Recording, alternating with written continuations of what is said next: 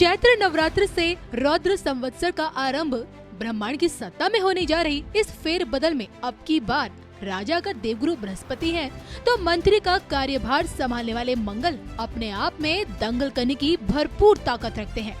ग्रहों के इस चाल को भांपते हुए राष्ट्रभक्त विश्वविख्यात सुदर्शन चक्र ज्योतिषाचार्य श्री संत बेहतर अशोका जी विश्व युद्ध की संभावना जता चुके हैं। लेकिन क्या युद्ध की चिंगारी एप्स्टाइन फाइल्स के रास्ते भी भड़केगी? घिनौने कामों का काला चिट्ठा एप्स्टाइन फाइल्स, जिसके खुलासे से फिलहाल दुनिया में सनसनी है। विश्व भर की दिग्गज हस्तियां बदनामी के कटघरे में हैं। जैसे जैसे एप्स्टाइन की फाइलें खुलनी शुरू हुई है, सबके चेहरे से नकाब उतरते दिख रहे हैं। हालांकि एप्स्टाइन फाइल्स नाम का ये बवंडर लाने वाला भी अमेरिका ही है। तो ऐसे में क्या किसी बड़ी साजिश के तहत इसे अंजाम दिया गया है? क्योंकि अमेरिका से लेकर यूरोप और खाड़ी देशों के बीच छिड़ी जंग किसी से छिपी नहीं है। वर्तमान परिस्थितियों को देखते हुए रौद्र संवत्सर 2083 को लेकर क्या कहती है श्री संत बेहतर अशोका जी की भविष्यवाणी? देखिए सिर्फ और सिर्फ धर्म ज्ञान पर। संवत 2083 के जो राजा हैं वो है बृहस्पति, बुद्धि के कारक और favourable to the general class. और उसके बाद जो मंत्री हैं वो हैं आपके मंगल जी, सेनापति जो हैं।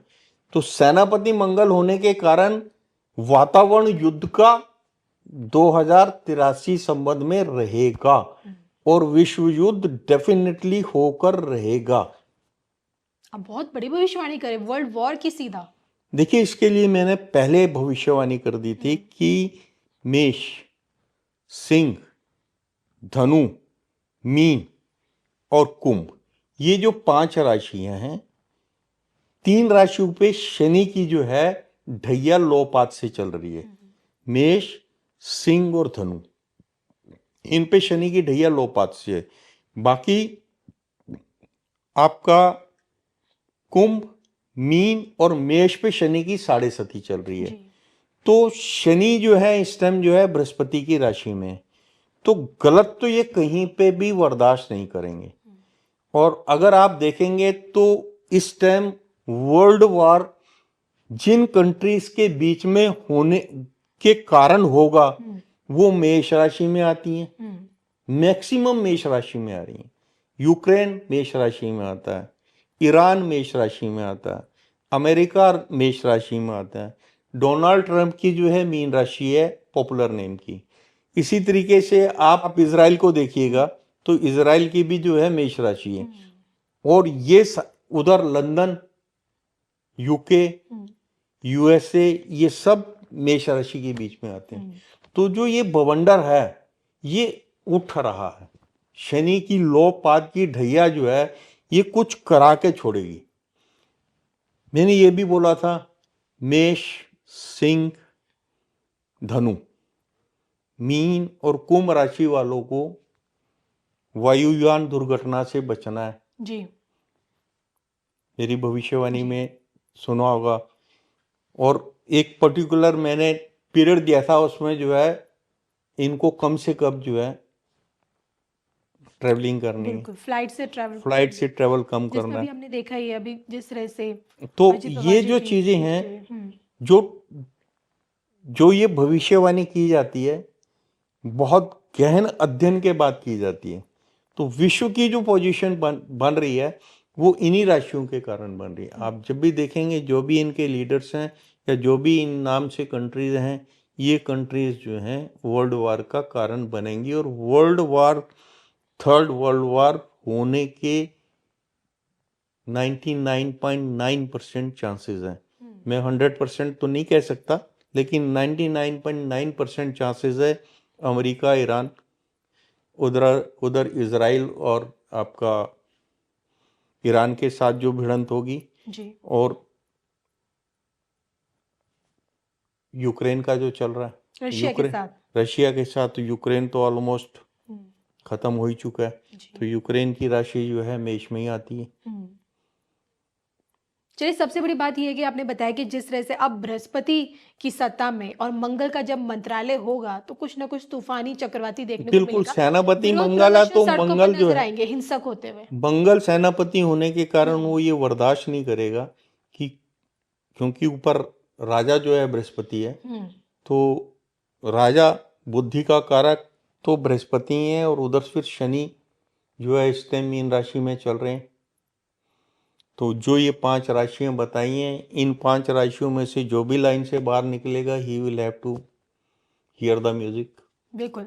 चलिए सर, देखिए अब ये तो वक्त बताएगा, उस वक्त बृहस्पति की सत्ता में किस तरह से अगर सरकार अपने बुद्धि विवेक से अगर फैसले नहीं लेती है तो फिर उल्टा उसको क्या देखिए, अंजाम भुगतना पड़ेगा। अगर बुद्धि विवेक से मैं तो 100% कंफर्म हूँ कि लेगी इस टाइम जो लीडरशिप है देश की, वो एक सशक्त लीडरशिप है, और वो ऐसी कोई गलती नहीं करेगी कि एक विशेष वर्ग को जो देश को चला रहा है, लेकिन अगर गलती जिनके कर देगी कारण तो फिर क्या? जिनके कारण जिस वर्ग को आप फैसिलिटेट करने जा रहे हैं वो चल रहे हैं, अगर वो ऊपर से हट जाते हैं तो वेयर यू पीपल आर।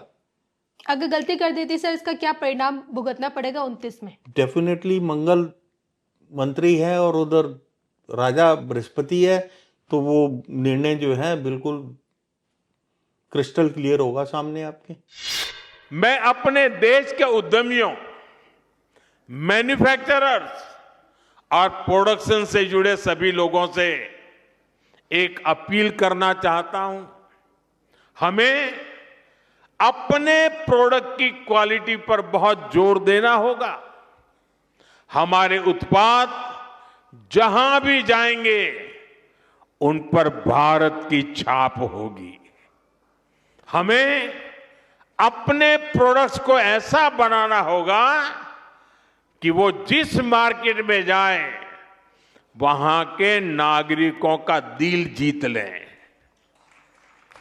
हमें ध्यान रखना होगा कि प्रोडक्शन क्वालिटी पर कोई समझौता ना हो, उसकी डिजाइनिंग, पैकेजिंग सबसे बेहतर हो, हमारे प्रोडक्ट वहां के नागरिकों की जरूरत के हिसाब से हो, और लोगों को लगे कि अगर ये सामान भारत में बना है तो ये वैल्यू फॉर मनी है। आज ग्लोबल मार्केट में कंपटीशन बहुत ज्यादा है। अगर हम क्वालिटी प्रोडक्ट नहीं बनाएंगे तो हमारी जगह कोई और ले लेगा, फिर यह अवसर हमारे हाथ से निकल जाएगा। हमें ये अवसर नहीं जाने देना है। एक समय था जब भारतीय प्रोडक्ट्स अपनी क्वालिटी की वजह से जाने जाते थे, लेकिन गुलामी के लंबे कालखंड में इस पहचान को मिटाने का प्रयास हुआ। हमें भारत की उसी पहचान को फिर से स्थापित करना है।